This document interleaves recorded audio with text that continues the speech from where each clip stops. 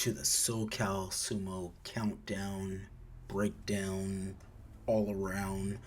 We'll figure it out. Either which way. This is a match with me. That's right, me, JJ Jones, against Josh Crook. I believe that this is our second match. It might be a first. I don't really know. That day is gone. That day is gone. But there are areas of opportunity that we can look at. There are situations that make sense. There's a referee decision trying to figure out how much control there is there. There's a lot of work and a lot of details to kind of dive into. Be my guest, come with me, and let's explore all the opportunities. SoCal.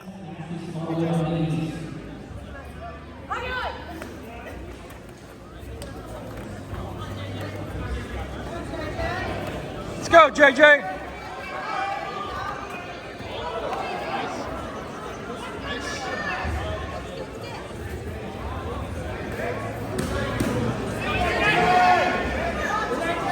Let's go, JJ. You got this.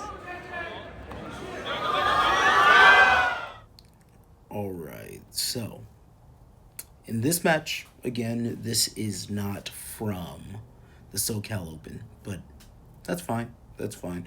This is the only opportunity I have to break down any of my matches because I generally don't participate in my own tournaments. So this is from Nationals of last year. Was this last year? Yes, this was last year. Yes, this was last year. So Nationals of last year. And you can see that you're going to see a different level of fight and flight, right? And I'm speaking more about myself in this match than I am talking about anybody else participating, right? Josh Crook is a great frame. He added more muscle. He was in lightweight before, moved up to middleweight. I think that he can always place in middleweight, at least for the next foreseeable future, possibly. But the match starts off. Neither one of us has a very good tachiai, right? I'm going for more Morotezuki, kind of two hands make contact, and then from there swim in. He's going for the Yama one step, boop. Now, fairly even steps there, right? I made contact in the inside, which is to be expected, right? I'm a shorter person, and it's easier for my head to get into the inside and for my hands to get to the inside. It just is going to be easier. But what you will notice is that our feet are basically on the same line, right? Let me go ahead and change that real quick. Booyah. Go back. Same line. Which even though I'm trying something a little different, that first step is still pretty powerful. You can see that our frames are different. The step is kind of similar. The hand placements are different. I am a grappler's grappler, so I always fight for the underhooks. That's kind of best practice. But then if you don't get it, you have to have options. I'm always going to say that because some people just give up after they don't connect their underhooks. All right, so the match continues. I'm able to establish inside grips. This is one thing I've been working, is to not immediately overcommit my hands grabbing the mawashi. So one hand grabs the mawashi, the other one's a little higher up. I could grab the mawashi, but then it would be an inferior position. So I go for a cup of the back. Now, what you can't see here is something that Josh does extremely well is, and you kind of have to feel it, right? You have to feel it. Sumo's all about the feels. This elbow here, so this elbow here is driving through my hip line. So there is pressure there, really good pressure. And even though I have the head position on the inside, Josh has better hip ratio position. So looking at the head to hip, head to hip, right? He's in a better space. I kind of leave that opportunity there. Sometimes I like people to pivot a little bit for a throw, so then I can use that to then counter them. But that's not necessarily going to happen here. All right, let's go ahead and clean that up. Right, so from here, Josh starts circling, and I do the best that I can to trail. Now, Josh is pummeling hard to get to that inside grip. He ends up getting it, but when someone, or he almost gets it, right? And whenever anybody pummels in, you have to kind of make this like a little life or death. If we can, let me see if I can zoom in a little bit. Look at the hand position in the hand fighting right in this space.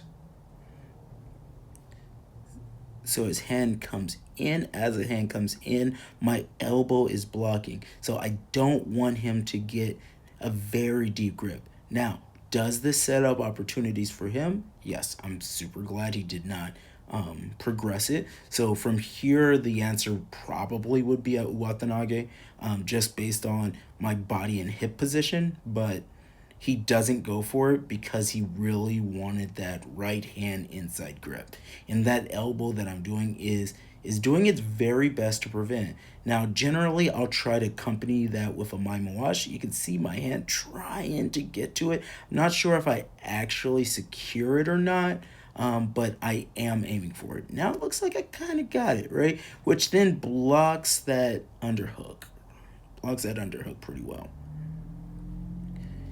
From here, he starts trying to lift, and I make sure that my hips are loose, heavy, but emphasis on the heavy, right? If I try to make my hips heavy and tight, then I'm going to be easier to throw. It's like trying to throw like a bag of wet sand in a tube, right? It's freaking terrible. Or if you're trying to throw a pole.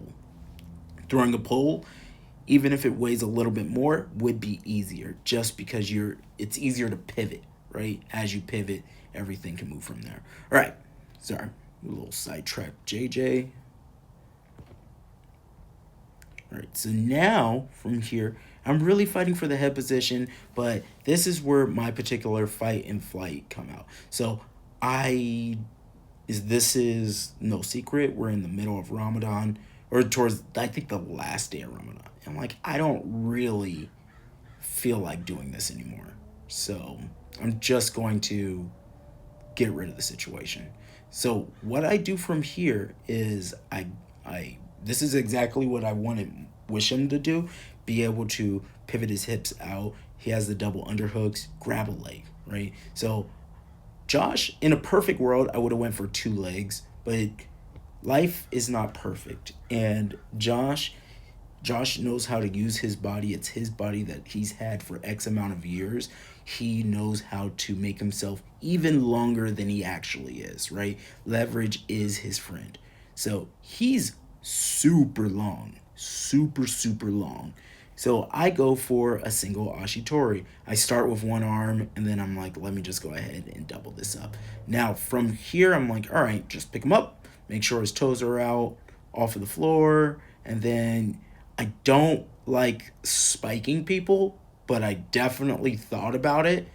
Generally, from here, if there was like legitimate money on the line and we're both professional athletes, I would have spiked him. But that's not the nature of my variation of sumo, right? Like, I'm a cool dude, I do cool stuff, and I grapple and I fight, and I don't want anybody broken. So I hike up and I'm like, okay, let me go ahead and step out. And then from there, I'm like, all right, separate yourself from the situation, right? Because I know I have him completely in the air, right? Completely in the air. I have full control over his body, and then I step out. Now, did the rules get a little froggy afterwards on what they determine as what is control over someone's body? Yes, it got a little weird. I really didn't care. I really didn't want to adjust for it either. But just know, I'm trying not to be a jerk. I have the person off their feet. I'm carrying them like you know, like a child. Not a child, but, like that. And then I step out. There should never have been a review for that. But, it is what it is. I think there was a review for each of our matches. So it is what it is. Great job, Josh. If I didn't do that, I would have literally died in this in the dojo. While we're doing that, juniors men, please report to mat 2. Juniors men, please report to mat 2. Let's go, JJ! There you go. There you go. Yeah. Look, everybody yelling freedom, but instead it's got a chain on their neck. We was talking revolution, say you're paying for a check. We was marching for a change, but they profit off of debt, huh? Do you dance, viral on the internet, huh? We lost it. Ultra colonizer, history, they tossed it. Met you hit your brother cause they profit off of conflict. Said we still enslaved and they said I'm talking nonsense. Wait, but that nigga gotta eat though. So you on your grind, chasing paper till your feet swole. But it's silent till you weep, you got PTSD. Brother dead in the street, newsflash. Move past, now his name obsolete. It don't matter, stay distracted and forget him in a week. Mama still crying while we sculling up the... Damn, son, where'd you find dance?